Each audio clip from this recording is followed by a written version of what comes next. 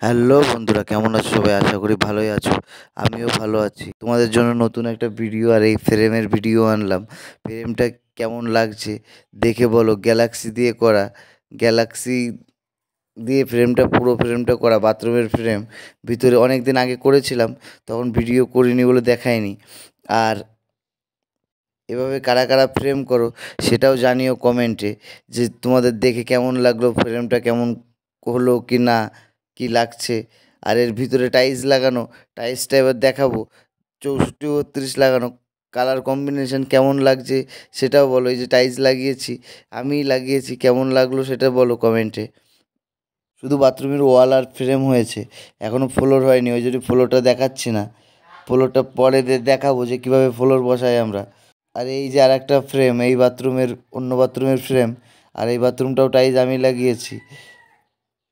Frame আমরা সব জায়গায় এইভাবেই করি।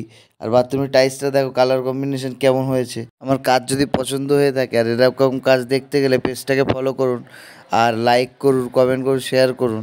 পরবর্তী দিনে আরও ভালো ভালো ডিজাইনের ভিডিও, টাইলসের কাজের ভিডিও আপনাদের সামনে নিয়ে আসবো। কি করছো? বেশি বেশি করে শেয়ার করো, লাইক করো, কমেন্ট করো, আর পেজটাকে ফলো করো। জানাও যে কেমন লাগছে তোমাদেরকে।